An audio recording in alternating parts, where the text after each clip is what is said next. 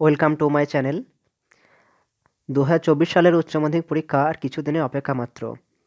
আমি এর মধ্যে তোমাদের অন্যান্য সাবজেক্ট যেমন বাংলা, সংস্কৃত সম্পূর্ণ সাজেশন, রাষ্ট্রবিজ্ঞান, পুষ্টিবিজ্ঞান, স্বাস্থ্য শারীরশিক্ষা, ইতিহাস সমস্ত সাজেশন আমি আগে দিয়েছি। সেগুলো পেতে চাইলে নিচে ডেসক্রিপশন বক্সে তোমরা লিঙ্ক পেয়ে যাবে। আজকের এই ভিডিওতে আমি সংস্কৃতের যে তোমাদের 4 মার্কসের জন্য ভাব সম্প্রসারণ থাকে, দুটি অপশান থাকে, একটি লিখতে হয়। তার জন্য আমি মোট 5টি ইম্পর্ট্যান্ট ভাব সম্প্রসারণ নিয়ে এসেছি, উত্তর সহ নিয়ে এসেছি। আশা করছি এখান থেকে এই 5টি করলে তোমরা একটি কমন পাবে। তো সেই 4 নাম্বার ভাব সম্প্রসারণ তোমাদের নাম্বারটি পাওয়ার জন্য যে 5টি সাজেশন আমি নিয়েছি সেগুলো হলো, প্রথমটি হলো ত্রিভুবন সারে বসুধা হারে তমসী গতির্মম খলু সংসারে। এটি তোমাদের 2018 সালে এসেছিলো এবং পরবর্তীকালে আসেনি। এটা খুবই ইম্পর্ট্যান্ট। আমি একবার পড়ে দিচ্ছি, দেখে নাও। সনাতন হিন্দু জীবনে গঙ্গা আর গঙ্গাভক্তি যেন সমার্থক হয়ে রয়েছে যুগ যুগ ধরে। এর মূলে আছে অবশ্য ভারতীয় মুনি ঋষির জীবনে অপরিসীম গঙ্গাভক্তি, গঙ্গা শরণাগতি। গঙ্গাভক্তি তো হাজার হাজার বছর ধরে হিন্দুর হৃদয়ে ধনুরূপে বিরাজ করছে। গঙ্গা নদীকে ভারতীয়গণ দেবীগানে পূজা করে। গঙ্গা জলে আমরা পবিত্র হয়, পবিত্র উদ্ধারিণী জাহ্নবী গঙ্গে। হিন্দুর জন্ম থেকে মৃত্যু পর্যন্ত গঙ্গেব পরমা গতি। ভারতের প্রথম প্রধানমন্ত্রী জওহরলাল নেহেরু বলেছিলেন, ইতিহাসের প্রভাত থেকে ভারতের এই শীর্ষস্থানীয় গঙ্গা নদী ভারতের মানুষের হৃদয় জুড়ে রয়েছে এবং অসংখ্য কোটি কোটি মানুষকে আকৃষ্ট করে রেখেছে।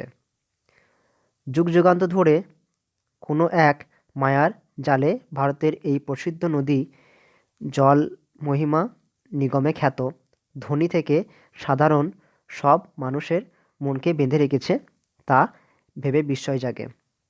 তো এটি 1 নাম্বার আমি সাজেশন রেখেছি, প্রথম, খুবই ইম্পর্ট্যান্ট এটি। দ্বিতীয় নাম্বার রয়েছে স্বধর্মে নিধনং শ্রেয় পরধর্ম ভয়াবহ।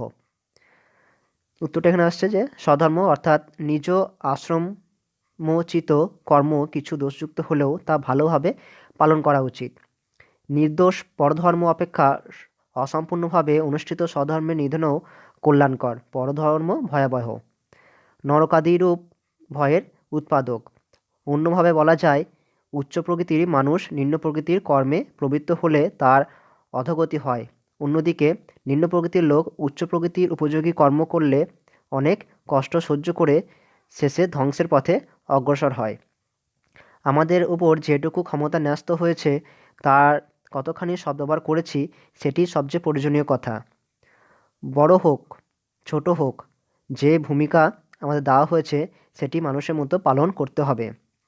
সততা মানি গুণের চরম উৎকর্ষ। নিজের স্বভাব বা প্রকৃতি অনুযায়ী যে ধর্ম, তার অনুসরণ করতে গিয়ে যদি সংসারে সাংসারিক অর্থে বিনাশও ঘটে তাও ভালো, কিন্তু পরধর্ম সর্বদা ভয়াবহ, তাতে জীবের একুল ওকুল দুই নষ্ট হয়। তো তোমরা এখান থেকে স্ক্রিনশট নিয়ে নিতে পারো অথবা ভিডিওটা পজ করে লিখে নিতে পারো। তো এটি 2 নাম্বার সাজেশনের মধ্যে রেখেছি আমি। 3 নাম্বার, নিয়তং কুরু কর্ম তং কর্ম জয় হকর্মণ। কর্মময় সংসারের প্রত্যেককে কর্ম করতে হবে। কর্ম না করলে পৃথিবীতে বেঁচে থাকা সম্ভব নয়। এই কর্ম 2 প্রকারে হতে পারে, 1 শাস্ত্রবিহিত কর্ম এবং 2 নিয়ত কর্ম।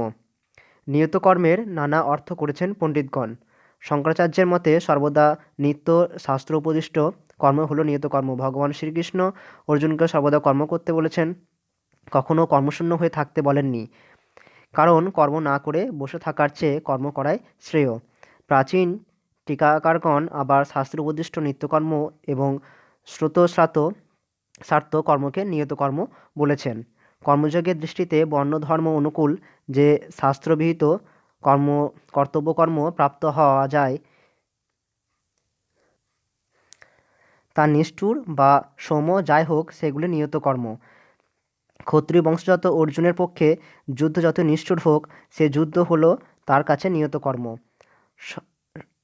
স্বধর্ম অপি চাবেক্ষ ন বিকম্পিত অহর্ষি। গীতার 2 অধ্যায় 31 নম্বর শ্লোক। প্রকৃতপক্ষে স্বধর্ম ও নিয়ত কর্মই দুই এক, তবে এতে অন্যায়যুক্ত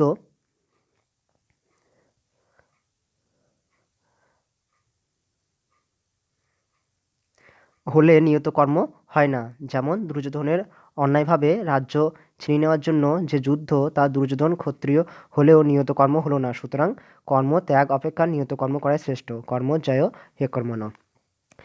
তো এটি 3 নম্বর সাজেশনের মধ্যে রেখেছি আমি, খুবই ইম্পর্টেন্ট। 4 নম্বর হচ্ছে অশক্ত হি আচরণ কর্ম পরম উন্নতি পুরুষ। এটি অনেক সালে এসছে, 2015 সাল, 2016 সাল এবং 2018-তে উচ্চ মাধ্যমিক এসেছে। তো উত্তরটা হলো, এই জগতে সকল প্রাণীকেই প্রকৃতির নিয়মে কর্ম করতেই হবে। সাধারণ প্রাণীর কর্ম আর কর্মযোগীর কর্ম এক নয়। সাধারণ মানুষ কামনা, বাসনা, মমতা ইত্যাদি নিয়ে কর্ম করে, আর কর্মযোগী এই সমস্ত পরিত্যাগ করেই কর্ম করেন।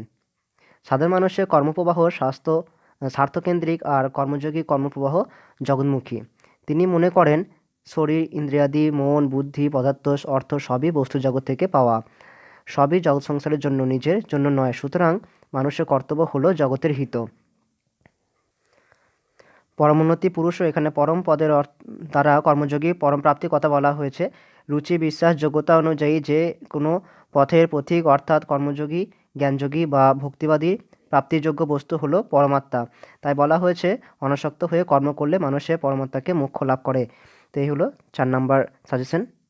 এবং আজকের শেষ সাজেশন, সেটি হলো তত অহং দ্রুতং ক্রাম্য নরং নিবৃত। 2016 সালে এসেছিল।